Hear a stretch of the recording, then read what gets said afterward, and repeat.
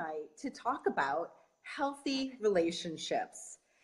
Give us a heart or a thumbs up or something if that resonates with you, because I think it is such an important topic. And, I think oftentimes that we want relationships so badly in our life that we just jump in head first without really thinking about what's healthy and what's not. So let me introduce my guest, Dr. Sharon Cohen. She is an expert on relationships, and not only relationships, but healthy relationships. Yes. And Sharon, I would love to just start by asking you, how did you get involved and become so passionate about helping people find their healthy relationships? Well, I love this. First of all, I also want to say hi to Amanda. And what's fun about seeing who's on this call is it's some of my friends, they're in healthy and good relationships. And so it's fun to see that they're here anyway, just being supportive. And hi, Donna. Oh my God, this is so fun seeing who's on. You know what? I think part of what's so fun about my journey is because it didn't start with healthy relationships. And I think for so many people who come into their own and into whatever their gift is in their adult life, it starts with some sort of wounding that happened earlier on in their life. And the same's true for me as well. I look back on my earlier years, and in my 20s and 30s, I think I sort of had relationships that just weren't,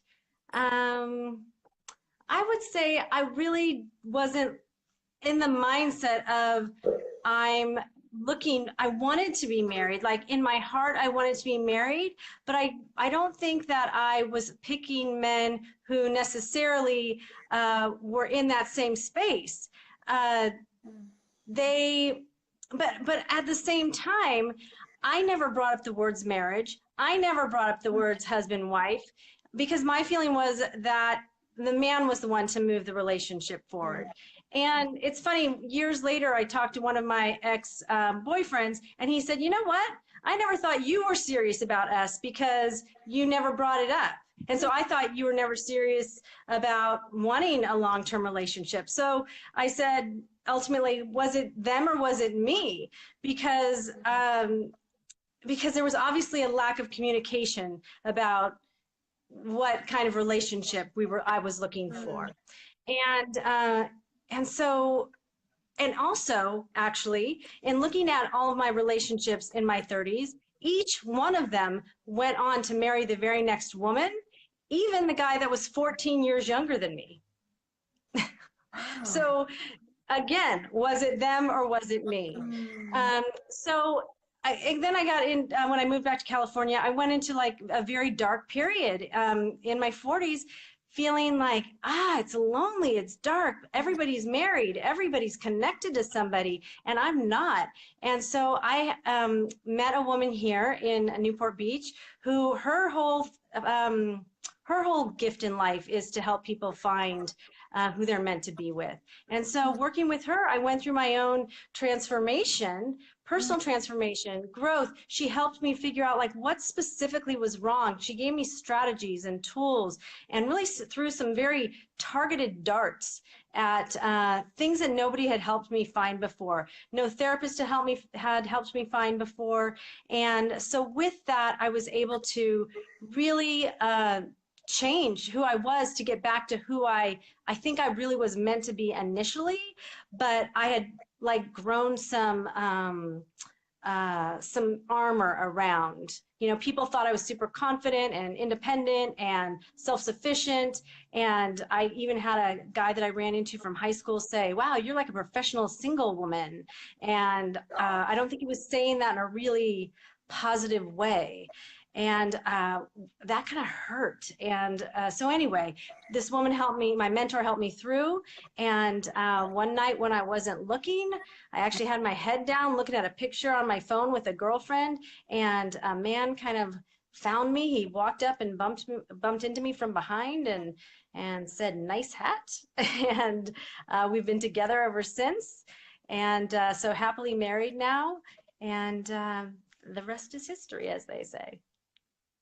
Well, I really appreciate you sharing your story and sharing with us that, it wasn't always that way, right? We have to like make our mistakes before we can really just own the fact that we want to be in a healthy relationship. And that, it's so interesting because I don't think that we know what a healthy relationship is. Nobody really teaches us that, or at least in my generation, it was just, get the boy and, have the relationship.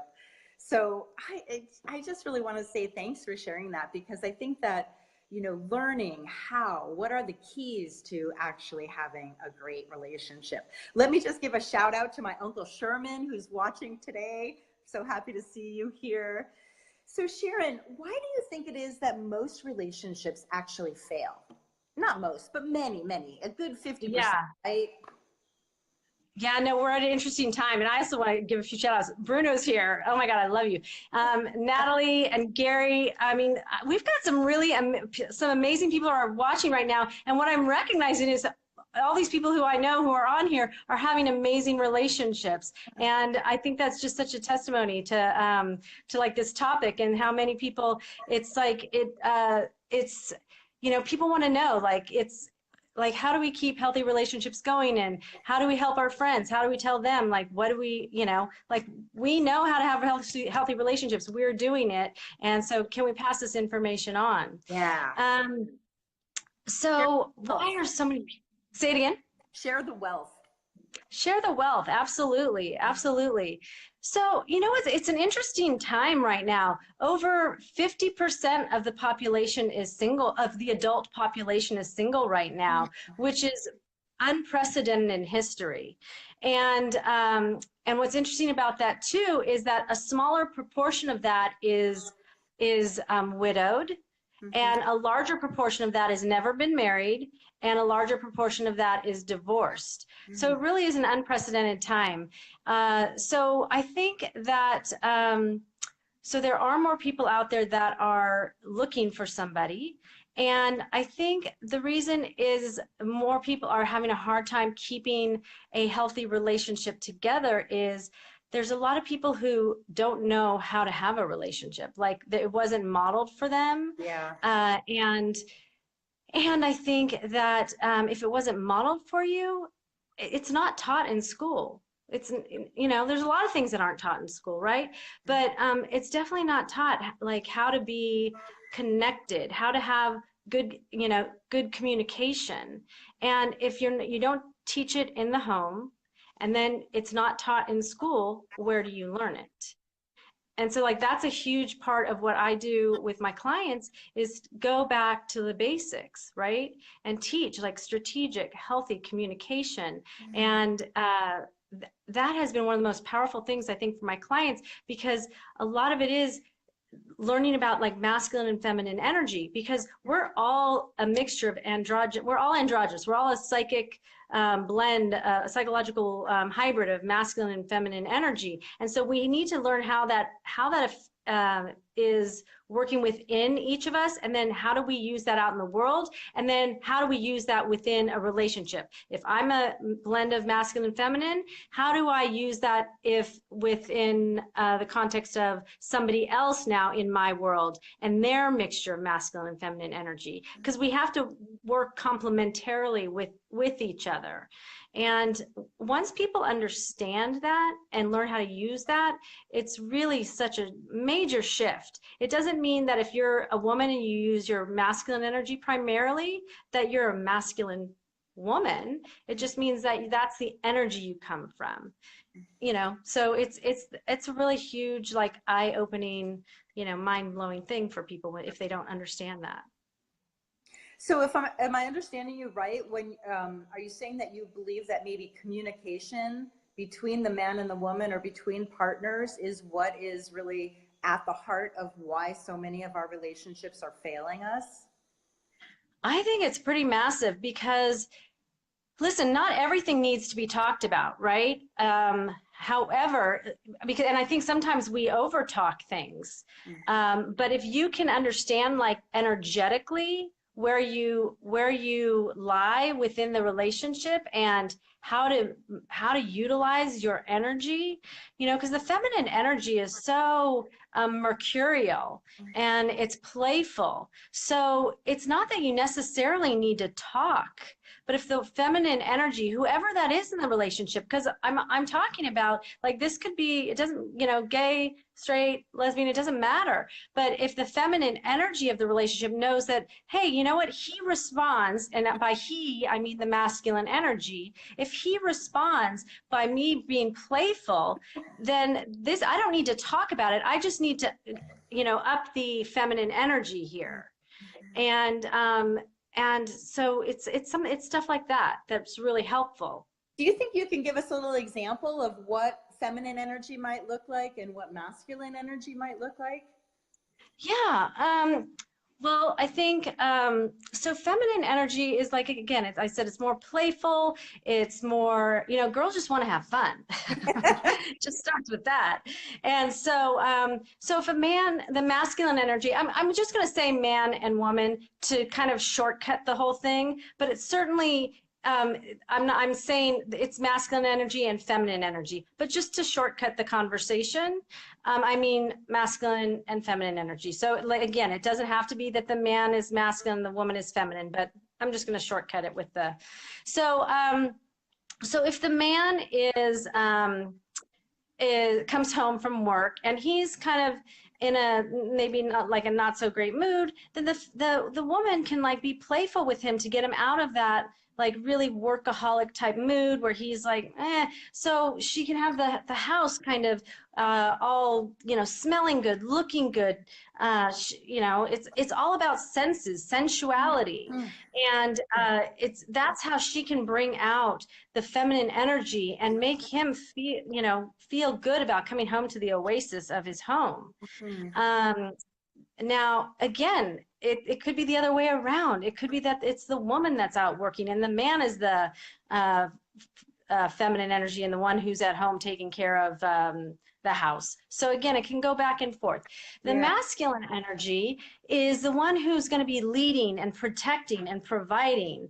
And so it's you know, the one who's making the plans and saying, hey, you know what, I've got a great idea for a date tonight. We're going to go to dinner and I've got a couple of ideas of where I want to go. How about, you know, we go to, you know, the Mexican joint around the street, or I kind of feel like steak. Which one feels better for you? And so then that way they have the opportunity to offer the invitation to the woman and see which one feels better for her, because the feminine energy is all about feeling and the masculine energy is all about like planning and organizing. Does that make sense? That's a great definition. Yeah, I mean, just those last words that you just said there, you know, it's about the feeling, it's about the emotion, which is our feminine energy, and it's more about the planning, the structure, the action almost, that is the masculine. And I just want to say, you know, I am purely Capricorn. I am so incredibly Capricorn. I don't know who here, you know, believes in horoscopes or whatever, but I know that I often come from a base of masculine energy. And one of the things that I want to bring more of my feminine energy into me, and I do, but I know that when I'm operating on a daily basis, I think I'm mostly operating more from a masculine energy base. So I just want to say that because of what you said about the different types of, you know, it's not about man, female, it's just about the energy types that we're really working with here. Yeah. So I really can understand what you're saying. So, and there's nothing wrong with a woman coming from her masculine energy. And then really what works best then is if you find a man who's a little bit more, you know, leaning towards the feminine energy and he's more feeling oriented, and it feels good for him to be with a woman who likes to plan and who likes to, you know, be the one who's in control. And he's like, okay with not being in control. He's, you know, he's good with that. Because here's the issue, when you get two people together who are masculine energy and they both want to lead, then you have a competitive relationship. If you Yeah. get two people together who are feminine energy, then it's going to be kind of passive. Well, I don't care. What do you want to do? I don't care. What do you want to do? And then you're both kind of sitting there looking at each other like, I don't know. You make a decision. It just doesn't really go anywhere or gets too emotional. So it's really good to have one who's a little bit leaning on the feminine and one who's leaning towards the masculine. It's what makes a relationship have some sexual sizzle, and also it makes it kind of flow more easily. So it works really well. And I'm loving how many people are on this right now, like Alan and Laura. I love talking to you earlier today, Laura. It was awesome. And David, it's just awesome to see you guys. Yeah. Yeah. Shout out to Christy and to Damiana. So good to see you people here. Thanks for joining us. Yeah, this is a hot topic. I know, I love it. Seriously. So, okay, so we know that communication is a huge issue. What do you think, what can you tell us about really moving into like a healthy dating situation? How can we move into healthy dating and feel good about it? Yeah, well, you know what? You're not going to be surprised at what my first thought on this is like, you have to love yourself first. Yeah. You really have to love yourself first, and you have to know yourself first. Because if you walk into dating without knowing who you are, knowing what fills you up, knowing how you can be happy on your own, then you're going to struggle. Now, I don't think you can heal your relational wounds in a vacuum. So I don't believe that you have to like have everything all like buttoned up before you meet someone. I really actually don't think that you can, but you can like be good like with yourself. And then when you get into a relationship, you will have things be triggered. So don't think that you're going to like be like the perfect human being before you get into a relationship. It just can't happen. You will have relational wounds. They just are there. They're going to be there. But I do think you have to love yourself first and like get as good as you can on your own. And then when you're going to get into a relationship, things will, be triggered and come up. But then what you do then is when you get into a relationship, it's like you're going to want to get to know the other person really, really well. And so I think a huge part of that is to get to know your don't wants. And like, like I think people really focus on their wants because of the whole law of attraction. But if you don't focus on what you don't want, then there could be a whole bunch of things that you're like, oh, you know what, I really like a guy who's really social and fun and charming, and he tips the waitresses well, or the food servers well, and then you could find out later, well, you know what, I really wasn't paying attention to the fact that he's a huge flirt, actually, tipping those waitresses so well, and he drinks a ton, but I wasn't paying attention to that because I was focused on how charming and fun he is, and so if you're not paying attention to things that you don't want, like I don't want a guy who's an active alcohol abuser or a womanizer, or these things that actually are super important to you, then you'll let these other things slide by because you're not paying attention to them. So I'm a huge advocate of paying attention to what your don't wants are. Yeah, I want to say that I think that's so incredibly important, because I know even in my past relationships, I've seen the red flag and I've ignored it. It will go away, whatever. And it's like, maybe I knew that I didn't want that, but it wasn't like really clarified in my mind. And then when it popped up, I saw it, and yet I ignored it. And that, to me, at this point, is probably one of the biggest things I can do to make sure that I stay in healthy relationships, is that when the red flag comes up, I need to listen to it and acknowledge it. Absolutely. And see it, instead of being like, oh, but I really want to be in relationship. Right. Right. Well, you bring up an interesting point, because I do think red flags are super important, but I think the thing that a lot of people don't know is that they get turned on by certain things and they don't get turned on by other things. And oftentimes the things that they don't get turned on by are the green flags, because they're used to getting into a certain like pattern with people that are familiar to them. And the people that are familiar to them are the ones that are touching wounds inside of them. And those are the bad guys for them. And the ones that are good for them are the ones that actually are like calm and stable and nice and good and kind. And those are green flags. So again, a huge thing that I help my clients with is helping them recognize the green flags and desensitizing them to staying with guys that are good and calm and nice and kind, and having them like go out with them on a few dates so that they can stick through this uncomfortable process of being with someone who doesn't seem to like light the fireworks that, you know, the guys who are level 10 of sexual, you know, excitability. Well, that excitability that's like so off the charts is touching a wound inside of you. It's, you're projecting a whole bunch of stuff onto them that they're just like the perfect person and I've never had this kind of sexual chemistry. Well, that's not a good thing. That's when it's so off the charts like that, it's something normally that's oh, that's like I said, just touching a wound. There's something there that you're that's deeper, you know. Yeah, yeah.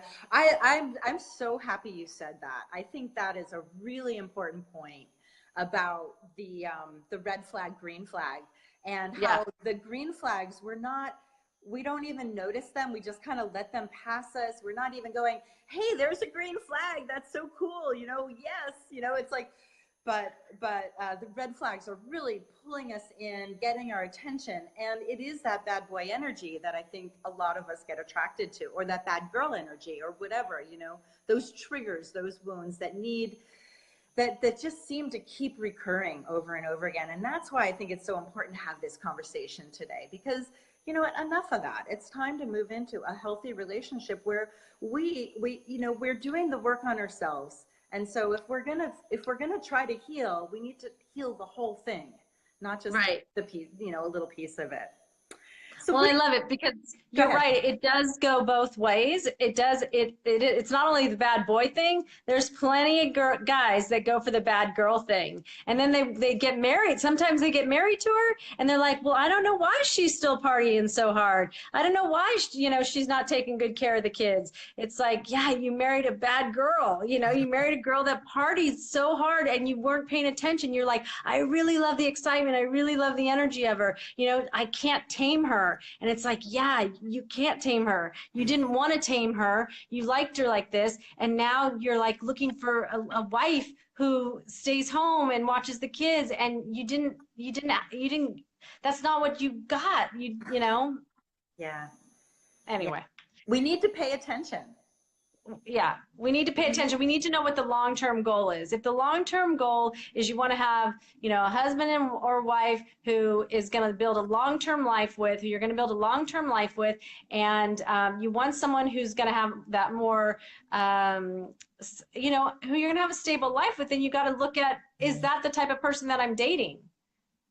If that's not the type of person you're dating, then, you know, you need to date the type of person that you want to be with on a long-term basis. Yeah, yeah. Well, what kind of advice do you have to the singles out there to actually attract a healthy relationship? Well, yeah, you said, you know, definitely do your own work, love yourself now. But besides that, you know, how do we actually, what do you think about dating apps? I mean, how do people date these days to find a healthy relationship? Man, it's not, you know, it's a different world out there, isn't it? You know, I have my friend Jack here who found his wife, I don't know, is it 30 years ago? And they've been together since they were young. It was very different back then. So I think it's so different now. It's, you know, the dating apps are one way, and they're definitely a way for people to meet. People have met and gotten married from dating apps, and they don't, and I think there's a statistic out there that that a lot of people who are getting married from dating apps, they're staying together. So it's not like just because you meet on a dating app, it does anything to lessen your likelihood of staying together. That's an interesting statistic. Yeah, you might think that it would lessen your likelihood, but I think maybe there's some sort of bond over the fact that, like, we met in this crazy sort of way. You know, this is a newfangled way. So what was the question? Now I totally lost track of the question. No, just, you know, what kind of advice can you give singles who are looking to move into a healthy relationship, especially those who have been attracting unhealthy relationships? Yeah, I think that really it's getting to recognize kind of this, what I was saying earlier. Oh, Gail, Hey, Gale Force. hey, We Desiree, love nice to Gail. see you. Um, I think it has to do with, again, I mean, like, I do think it really has to do with knowing who it is that you want, knowing what you want Yeah, that you don't have, and knowing what you have that you don't want, and really focusing on, like, does the person that you're getting into relationship make and keep their agreements? Because my mentor has this saying, the only way that you know you love yourself or anyone else is by the commitments that you're willing to make and keep. mm, The only way that you know you love yourself or anyone else is by the commitments that you're willing to make and keep. And I think if you don't pay attention to whether or not the person you're dating is making and keeping agreements or commitments, then she's waving. If you don't, if you're not paying attention that, you know, they're making and keeping agreements, like words are great, right? But if you're not actually yeah, following up on what you're saying that you're going to do, then it's not worth anything. And so I often tell my clients, like, don't believe anything anyone tells you unless they've bought the set the date, bought the tickets, you know, made the arrangements. Like, it's happening. If yeah. it's just a statement, if a guy just says, "Hey, I'd love to take you to Hawaii. I'd love you to meet my parents. I'd love you to blah blah blah," whatever. It's, don't believe it. And it's not because they're anyone's meaning to be insincere. They're processing it. They're thinking about it. It's a concept in their head, but it isn't necessarily like a reality until the plane tickets are made, you're driving to dinner to see the parents. I mean, it's not happening until that's happening. So I just think, like, keep your expectations low, in the sense that you know how on prom night your expectations are high and then everyone broke up on prom night, like, just, so I just mean, like, keep your expectations low, because if your expectations are low, then you don't get your heart broken. And just and realistic, because expectations lead to resentment. And so you just Yeah. need to, like, watch yourself, check yourself. So I love what you said too about, it's either when you love yourself or when you love somebody else. It's the actions that you're taking to fulfill the commitments that you've made to yourself. I might just have to steal that and bring that into my Love Yourself Now program, because Yeah, whether it is our self-love or the love for another, it's about fulfilling the commitments that we're making. And that's the integrity of the relationship right there, whether it be the relationship with ourselves or the relationship with another. And it doesn't even have to be our partner. It could be our parents, our brothers, our friends, whatever. The people that we're dealing absolutely, with. Yeah, that's really big. absolutely. Absolutely. I just would say hi, Dee Dee. Absolutely. I miss you, Dee Dee. Oh my God. Anyway, absolutely. If you can't, it's like, just think about, like, if you go on a diet or you know, a new life eating plan or something, and you don't keep your commitment to yourself, Mm-hmm. you're not loving yourself.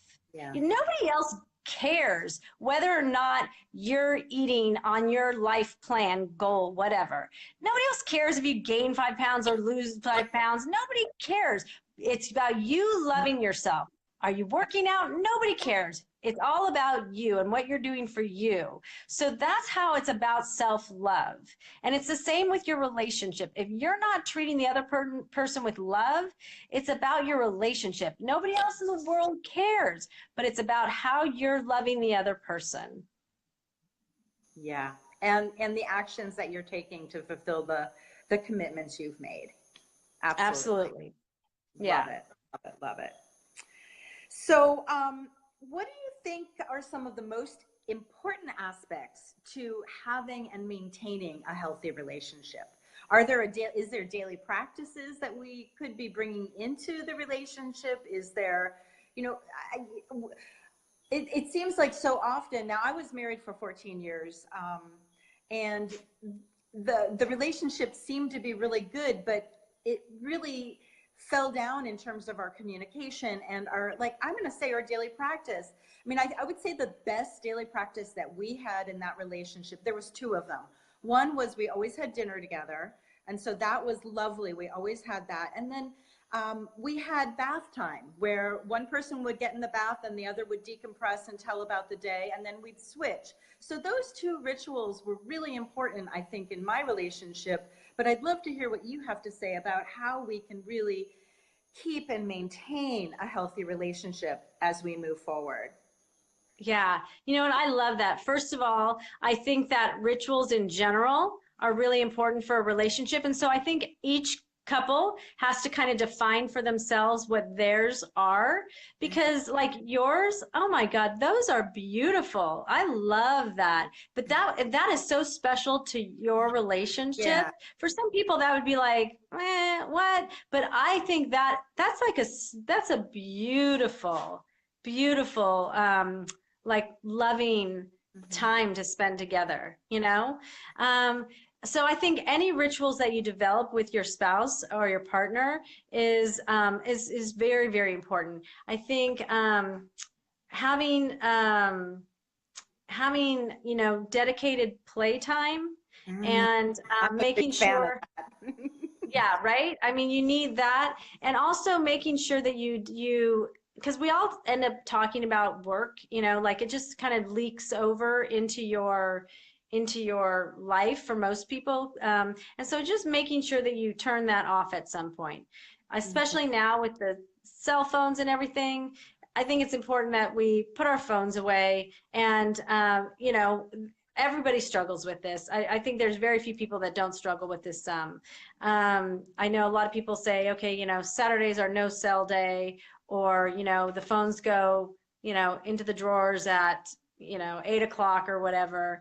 So I think that's a really good idea. What else? I think, yeah, I just think like each couple needs to come up with their own rituals. I think, and you know, some people like to take, we used to do Saturday, you know, morning walks, like, and we would go to like a specific, well, we'd switch it up, but we'd go to different, you know, coffee houses or whatever. And, you know, just kind of spend Saturday mornings together and make it like a little Saturday morning stroll. You know, I just think every couple's got to like find out what their personal rituals are, but I think you need them, you know, a few times a week at least, and just make them part of your, they're in your schedule just as much as your workout is, or just as much as your work day is, just so that you're making sure that you're connecting, because I really think connecting is a big part of it. I think when people start to lose their relationship is when they stop connecting. Yeah. Well, I think that's really great advice, because I'm a really big proponent of a daily practice in terms of loving yourself. And that could just be something, a 5-minute practice. It could be a half an hour practice, whatever it is. But, you know, as a person, we need to bring ourselves back to our authentic truth, our authentic space within us, and create our own daily practice so that we can feel whole and nurtured in our own being. But I think what you're saying is so wonderful, because it's like that's what you're doing in your relationship too. So you're creating yet another daily practice, and it's Absolutely. your daily practice with your lover. And Yeah. and so maybe it's, you know, and I'm really curious, how do we keep the communication really open and flowing and authentic and vulnerable, and be able to go into those places that are often hard for us, especially when our buttons get pushed or we feel threatened or vulnerable or on the spot. I'm curious Right. about that. Yeah, well, I think one of the most important things is to kind of, you have to start out in a place where you remember that, well, hopefully you've started the communication early, you know, early in your relationship, and been open and vulnerable early. Because if you started off in a relationship where you were kind of hiding or feeling shameful or feeling like uncomfortable with communicating, then it gets harder as you move on to opening up in your relationship. Oh, Michelle's You writing, see what communication Michelle is said? key. Yeah. Yeah. Communication, Yeah. talking about things as they come up or expressing them with humor. Yeah. Yeah, I totally agree. I really agree. Humor's great. Yeah, and like I said earlier, it doesn't even always have to be like with words. If there's another way that you can, like get over, if you're having a bad argument, not an argument, but like, how sometimes you have discussions that are just kind of tense. And Yeah. so it's not necessarily that there's communication that needs to happen about it, but there's just sort of that tension in the room, and you've had kind of all the communication that you need to have about it, but you just need to move past it. And so it's not, you just, that's where you kind of need to bring the playfulness into it. And the man can sometimes lead you out of it as well. It's not necessarily even the feminine energy. The man can sometimes lead you out of it by saying, hey, let's have a date night. And he takes you out and treats you really well, and you feel good about it, and you feel like, oh, okay, like here, we're bringing our connection back. He's helping to bring the connection back. He grabs your hand and you feel like, okay, like we're getting over this, we're moving through it. And it doesn't have to be through like talking everything to death. Right. Because I think that that's the thing with that we get into, like everything's got to be talked out, and talking sometimes can really it's just can be overdone.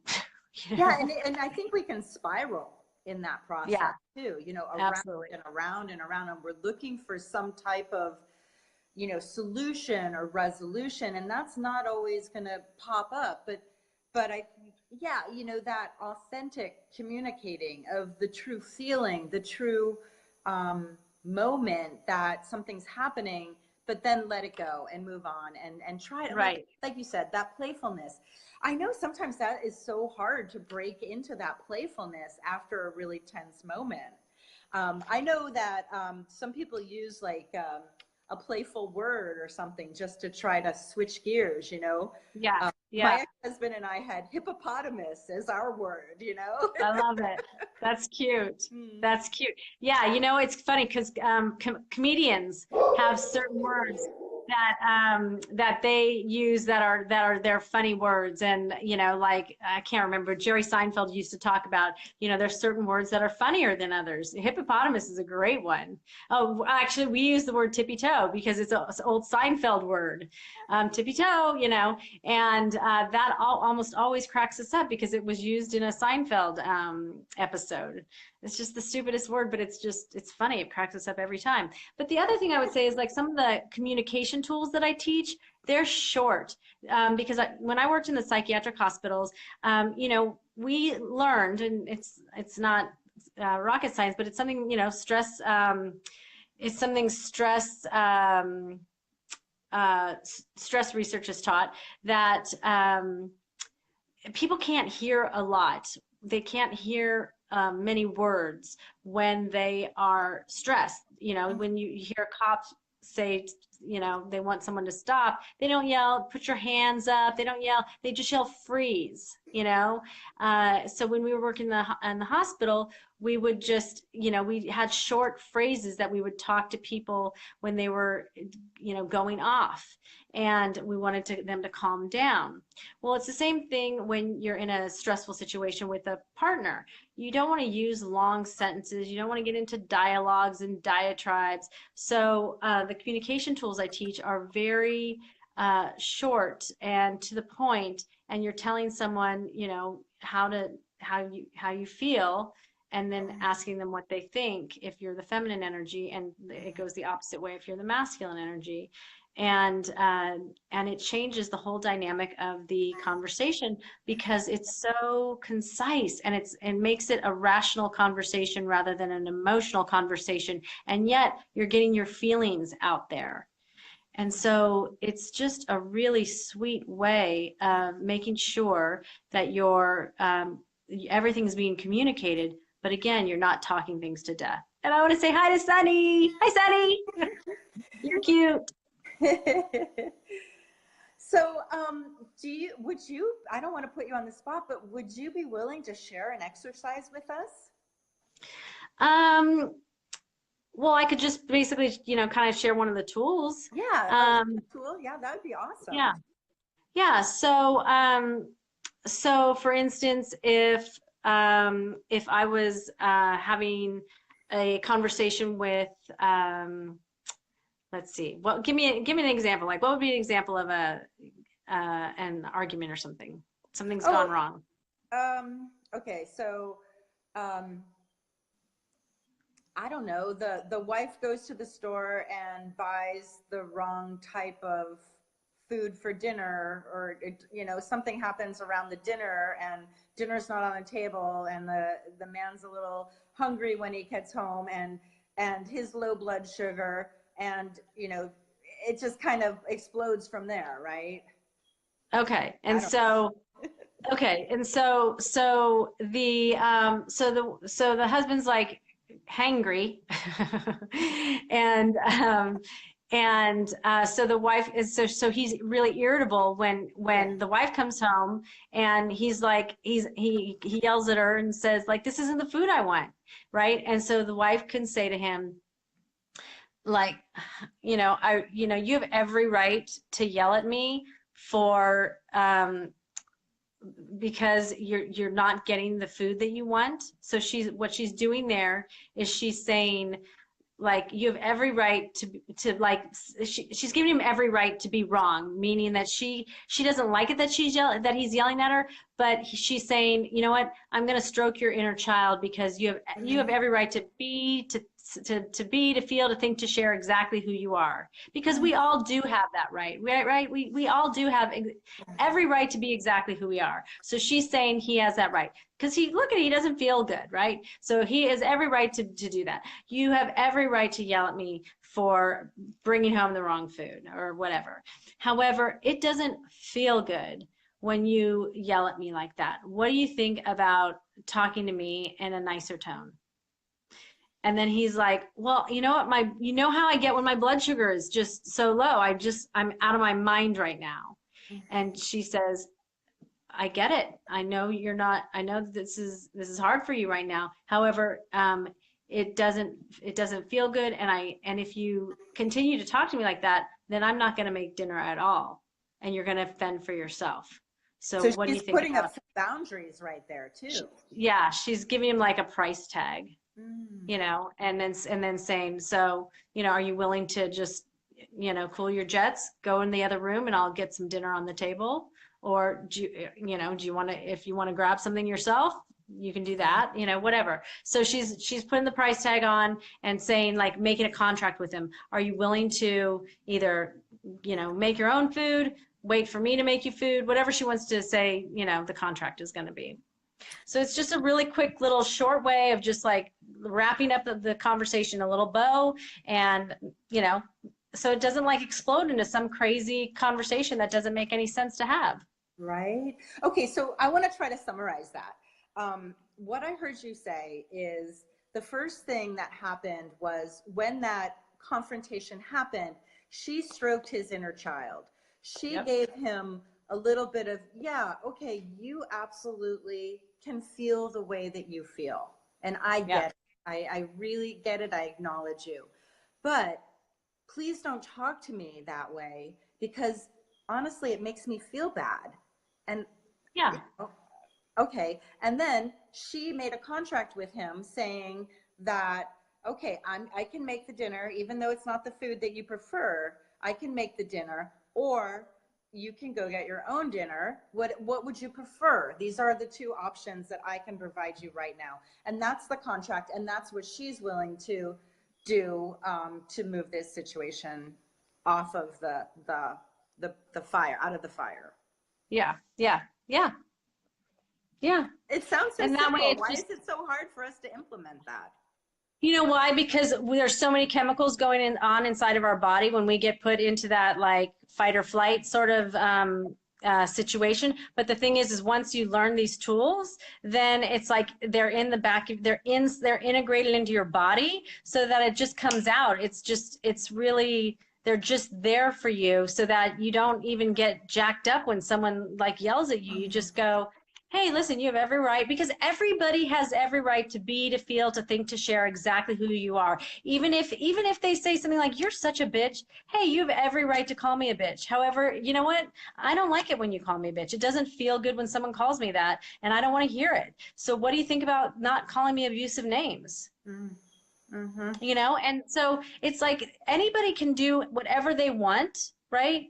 Within reason of like not killing, maiming, you know what I mean? But people can do what they want. They can say what they want. They can feel what they want. They can think what they want. It's how you then can communicate with them from that point forward.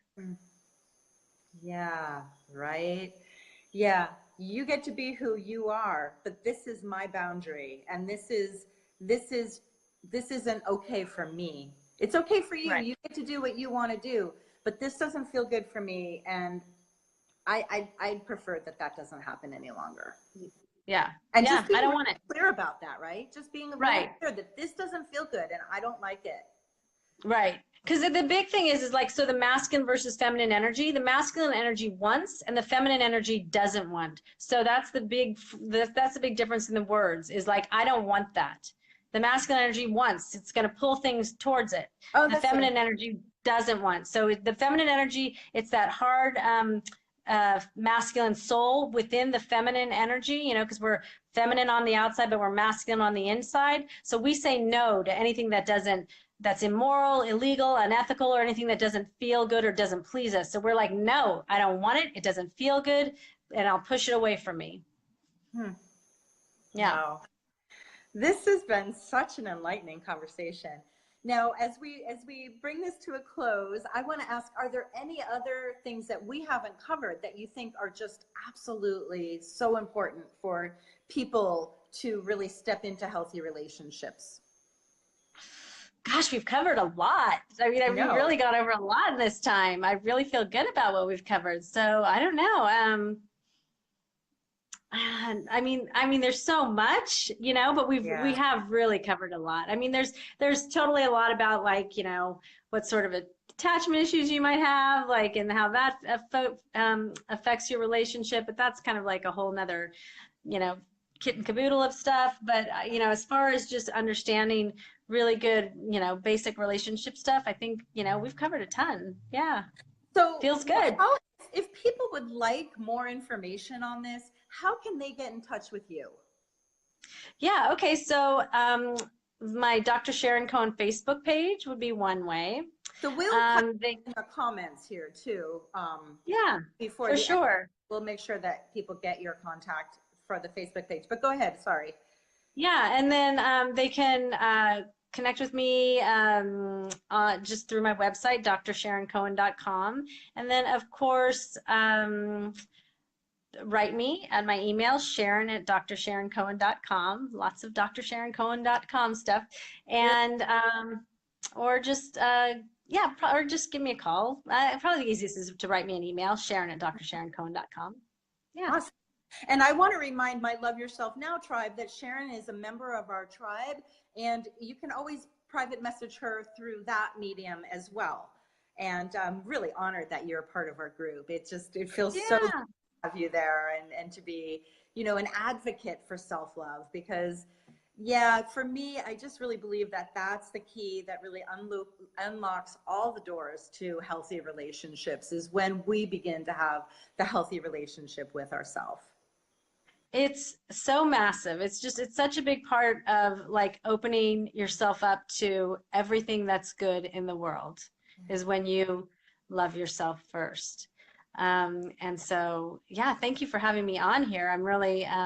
I am such a huge advocate, and I believe that you have something coming up that you might want to talk about. I do. I absolutely do. I am doing another talk on May 16th at 5 p.m. And I'll be getting the word out. But I know that some of you were trying to join yesterday, but there was a link problem. And so we'll be doing that talk again on the 16th of this month. It's a free talk, and I'll be posting on my page the link to that. And I'm really excited. The talk is on 3 life-changing habits to quiet your inner critic for good. I mean, that's a whole nother topic about how we beat ourselves up and how that inner critic and that judge inside of us continues to self-sabotage things like healthy relationships. Yep. Yep. Such good stuff. Really important information. I mean, I just think that that's going to be such a great webinar. Great. Yeah, it is really a great, we had one last night and it really resonated. I was really excited to deliver it. I just wish that more people had found the link. So we're going to do that again for free and make sure that everyone gets an opportunity to check it out. Awesome. Awesome. Yeah. Sharon, this has been fantastic. And thank you for joining us tonight. Everyone, if you could just give us a heart or a thumbs up just to thank Dr. Sharon for being here with us tonight. If you have any comments, go ahead and put them in there, and we'll be monitoring them over the next couple hours. And if anything pops up, we'll try to answer it. Yeah, thanks, guys. Yeah, thank you so much. That's so awesome. So sweet. Hi, Tracy. Nice to see you. Right on. Well, with that, Sharon, I think that we can wrap this up. And I want to thank you for bearing with us at the beginning with our little nephew. And I'm so happy this all worked out so good. Me too. Thank you so much for having me on. I really do appreciate it. We'll talk soon. Thank you so much. All right. Take care. Bye then. Everyone.